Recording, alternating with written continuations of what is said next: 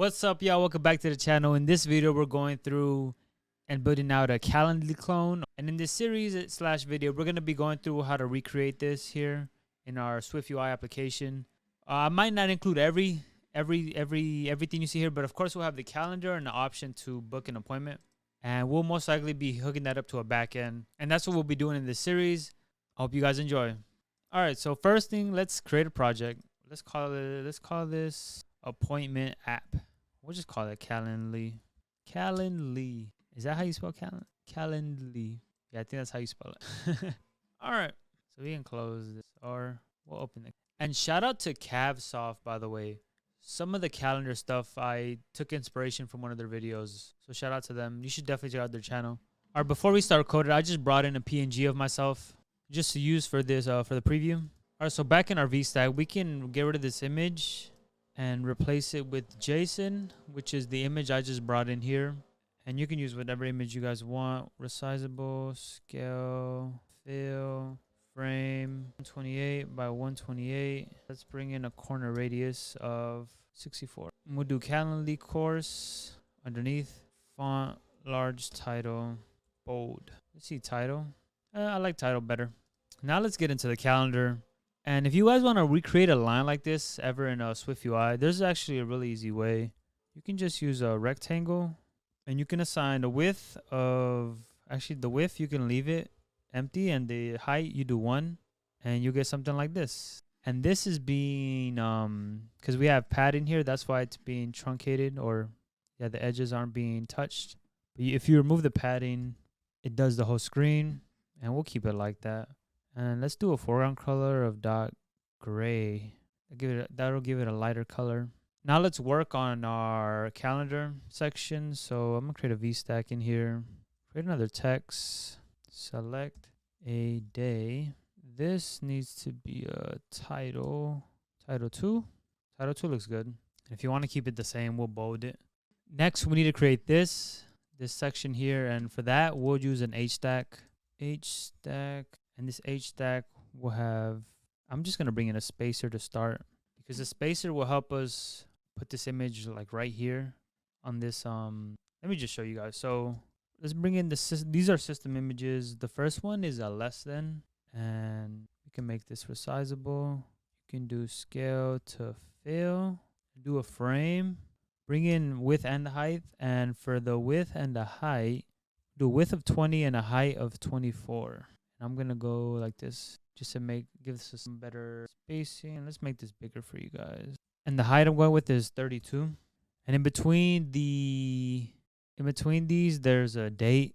In between in between the arrows, there's a date, and that'll be a text. We are in July now, or I think this is the last day of June.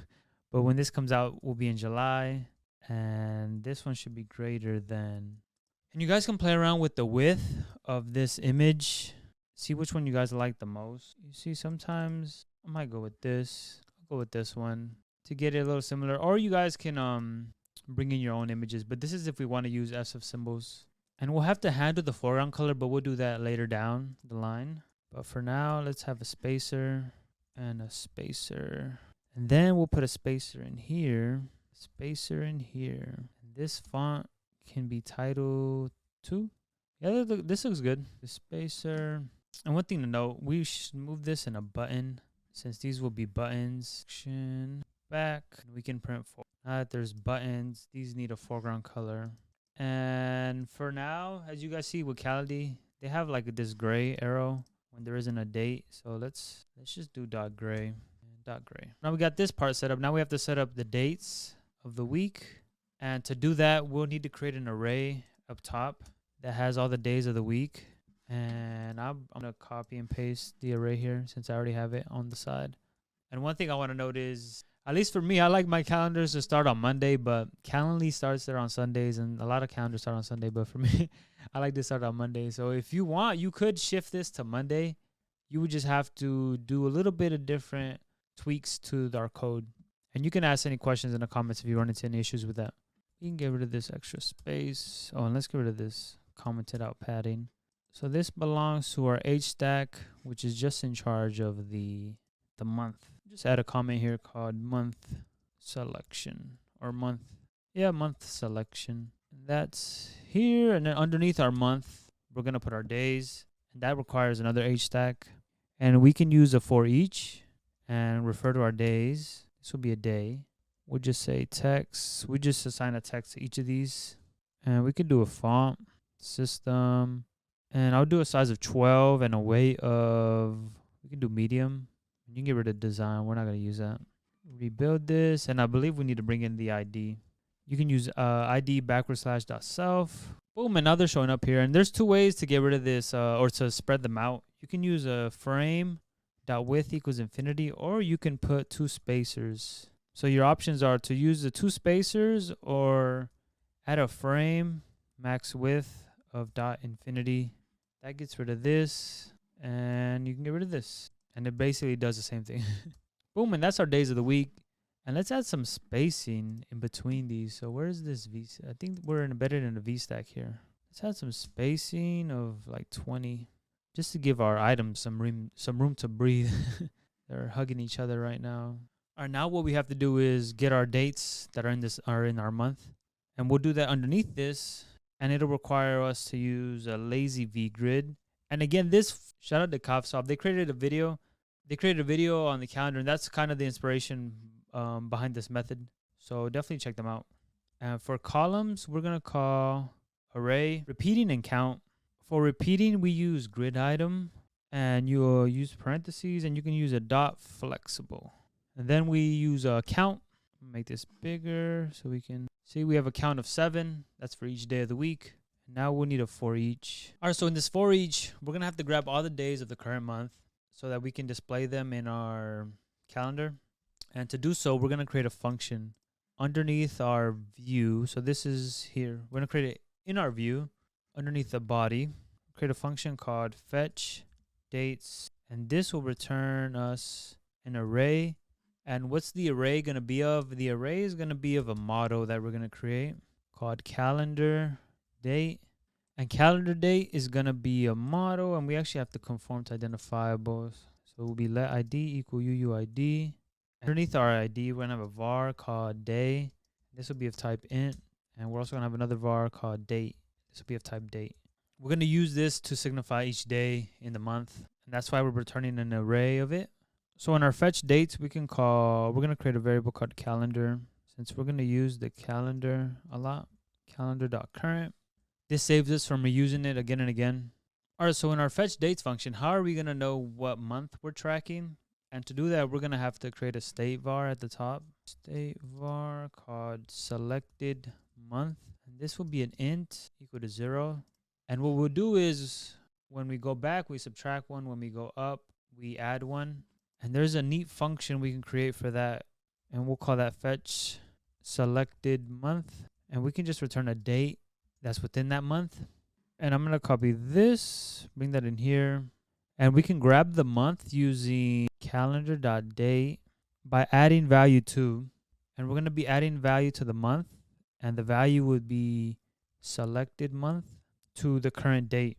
So if you guys see, this is basically, since when we start, it's 0. It's just going to return the selected month is the month we're in now, which for me is June. When you're watching this, is probably July. But as soon as we move our selected month, either back or forwards, it's going to add a month to it. And that's how the app will know, oh, we're in a different month now. It'll call this function. It'll return this date within that month. And we're going to use that in our fetch dates to fetch the dates. And we can just force unwrap this. You could add a guardlet here, but we'll force unwrap it. This should not fail at all. Now in our fetch dates, we can create a variable called current month equals, we'll say current month equals fetch selected month. And now this is a date within the month that we want to grab all the days for. So what that means is we need to create a function that grabs all the days in any given month. And there's a lot of ways you can go about doing that. The easiest way and the new cheat code is ask ChatGPT and it will do it for you. And that's literally what I did, to be honest. And for me, it gave me the exact answer right away. But for you, it might give you like an error. So just see what it gives you and like play around with it. But this is the function that it created for me. And you can review it once you see it. So it grabs the current month and the current year of the date, and then it goes to day 1, and it marks a start date as day 1 of that month and that year, and it marks the end date of the same month, and then it looks like we're just looping through it and appending it to an array of dates. And then this current date is keeping track of what date we're at. So we start on day 1, and then you see here we add a day every time we append the current date to our array, and that's how we get all the days in that given month. If you have any questions on this, let me know in the comments. And now we can use this extension because we made this as an extension on date, and this current month is a date. So we can say current month dot get, or we can say current month dot dates of month, and this is returning us an array of dates. And we can map this to a calendar date with the day value being, we can grab the int of that given date by using calendar dot component. I'm going to say day from the given value, since the map function is going through each of these dates. So this will give us the integer value of that given date, and we'll just pass in that item. This is a var, call it dates. And let's see what happens when we return this. We're going to need to do some more modifications, but so now we actually need to call this function. Here we call fetch dates, and this will be we can just call this value. We'll just use a text, and we're going to put value dot day, which is the int, and this is what you guys see. And I believe, and I'm in June while filming this, so this is returning June. So let me change this to 1. All right, so as you guys saw, the fetch day should be working, since we went from 30 to 31 when we changed the month to 1, which is July for my case, since I'm filming this in June. So now in our app, we need to handle we need to take into account when the first day of the month is, whether it's like on a Monday, Tuesday, Wednesday, Saturday, Sunday. And to do that, we can add values to this array that are going to serve as just placeholders and won't really do anything. And to figure out how many we need to add, we can grab the first day of week using calendar.component, be uppercase. We call it .weekdate. And for the date, we're going to use the first day of this array. And I'm going to change this to dates to make our lives easier. Dates.first.date. And this can be nil, so we're going to use some nil coalescing. Command B. All right, so now we have this, and we can create a for loop we can create a for loop that basically loops through this. So this first day of the week variable is giving us an integer at whatever day of the week the month starts at. So if it's on a Sunday, it'll be 1. If it's on a Monday, 2, Saturday, 6, or etc., etc. And we can loop through these. We'll go from 0 to the amount or the number. That's the first day of the week, -1.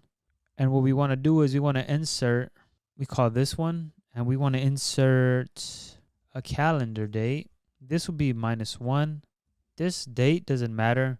Just make sure you have a -1, because we're going to use that to check if it's a placeholder or not. And the integer is 0 or at 0. And now you see this, and July does start on a Saturday. So this looks good. And all we need to do in here is cut this out and say if value.day does not equal -1.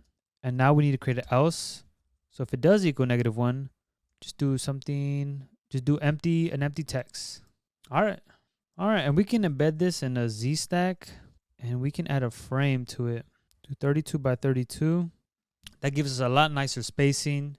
And actually, we can add a spacing to our lazy V grid of 20. That gives us some more spacing on the vertical side of things. But this stuff is looking good. And I think we can add some padding here. Haha. Now let's look at how it's looking versus Calendly. It's almost there. A little great value Calendly. But it's pretty close. Now let's see. All right, so let's handle I'm going to go to our left and we'll go to our back and forward buttons, and let's do with animation, current or selected month -1. I'm going to copy this, selected month +1. And let's see if this updates. Yep. This should be June, because June ends on a This won't update, but the days are updating. And June did end on a Friday, and I believe it started on a Thursday. This looks right. My birthday was in May. Shout out to those who know what day. This should be April, but this is looking good. This is looking great. No complaints on my end. You guys can knock yourselves out playing around with this. All right, we can create a state var called selected date, and we're going to be using this. You'll see why in a second. All right, so selected date, we're going to use it to grab the title to update the month and the year. And before we implement that, let's go back to our extension and add, we're going to create a function called month and year. We'll call this month and year. This function will return a string. Oh, not a stride, a string. And all we have to use is the date formatter. So formatter equal date formatter, formatter dot, say date format equals, and what we want is month, month, month, and year, year, year. We can return formatter dot string from self. Since this is an extension, we have access to self. And this text here, we can change it to we can change the selected date dot to dot month and the year. And you can name the extension whatever you would like. And you see, for me, it's showing June because that's when I'm filming this. If I change this to 0, it'll be correct. And now, yep, go back here, and this is July. And you see, this isn't updating since we're not updating the date. And we can call the function here on change of selected month. So we can call on change of selected month. When this index changes, we're not going to use this value, but we can say selected date equals fetch selected month. So we're in June, July, August. Let's try to go to 2024. Oh my God, we're already here. And boom, that's our calendar. It's coming out really nice. Now let's add a few more UI stuff. So we'll have to add a circle on days where there's appointments, and also change the text color. And we'll have to add a dot underneath the current date. One thing I really quickly went is I capitalize all of these since that's what we have here. Now let's handle the selected date. All right. The way I did this is I created a background on the text. In this background, I've created a Z stack. And if a value dot date equals date, we want to do something. And some of you guys might notice something, because this won't equal this unless the time is the same. The time might give us an issue. But let's see, circle. And if you guys see, we don't see anything on our calendar. And that's because this date is different from this date in terms of the time. They're not exactly the same. So I'm going to create an extension on date that's going to give us the day in a string format. And we'll use that to compare the days. All right, so this function string, it's going to return a string. And what do we need to do in this function? We need formatter dot date formatter. Formatter dot date format equals, we're going to use month, day, year, and we can return formatter dot string from self. And we can put that here. We'll use that. And now we should see a circle. Haha! And this circle, it doesn't look good, right? And the first thing, let's change the frame. Let's bring in this one, 8 by 8. Get rid of the alignment. And what we'll have to do in our VStack, we'll have to go to alignment.bottom. And if you guys see, we still have the circle here at the bottom, the little dot. And if we go, you see, that's only on the 30th, which is when I'm filming this. I'm going to address the circle thing in a minute, but on top of the Z stack, we need to create something else in the background, which is if there are meetings for that day, like that you can book, you need a little circle. So let's do that. So I'm going to use a circle frame, use 48 by 48, and you see this, and we can use a foreground color of dot blue with an opacity of 3 or 0.03. Aha, and now you see the dot is moved to the bottom, and we can remove this, and let's put it in a random if statement just to see how it looks with and without.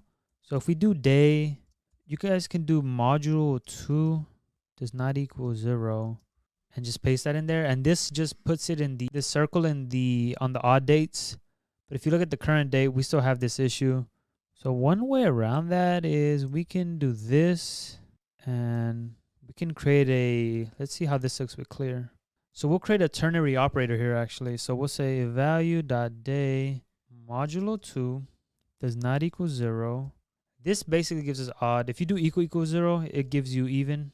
So if this is true, it's odd. So if it's odd, let's do blue with an opacity of 0.3. Else, let's do dot clear. Go to the next. Aha! And it's showing up. It's showing up. And of course, we're going to be adding a condition here that's going to be different when we're connecting this to a backend. But right now, we're just working on the UI. So, and this is looking good. Now what we're missing is we need bold and blue text. And we can handle that here. First, we'll do foreground color. And we could just copy this and just play around with this. We'll get rid of the opacity and we change this to black. And the next thing we need to account for is the font weight, because if it has appointments, it's going to be bold. I'm going to copy this, paste that in here. So if it's true, dot bold, else none. And if we bring down this opacity, it'll pop out more. There we go. And it looks better, kind of like this. And the last thing we're missing is, so this has to be gray, the current date. I'm going to bring this in here. Actually, let's bring this one. Because if there's appointments on the current date, I believe they use like a blue. Else, they use like a gray. Because we can go back here. Yeah, it's like a little gray. And our app is coming along. We're pretty much set. We're pretty much set in terms of UI. What we're missing now is a little bit of navigation. When we click on an actual day, we would like to see the available time slots for that given day. And we'll be doing that in the next episode. And we still have more coming in this series. Let me know what you guys think of this video. This is just something I was genuinely interested in making, like an appointment scheduling application. Because at first it was a little tricky, but I actually wrapped my head around it and I figured out a decent approach. Let me know what you guys think. Let me know if there's anything that you guys found confusing or need any help. And shout out to CavSolve again for the help with the calendar. Based on your feedback, we'll be continuing the series, adding more. I really want to get it to at least connecting it to a backend where we can schedule appointments. I feel like that'd be really fun to make. I hope you guys are doing well. Keep coding, keep learning out there, and I'll see y'all next time. Peace. I'm riding between it all in this perfect play. I'm a piece of the puzzle, I'ma fit where you need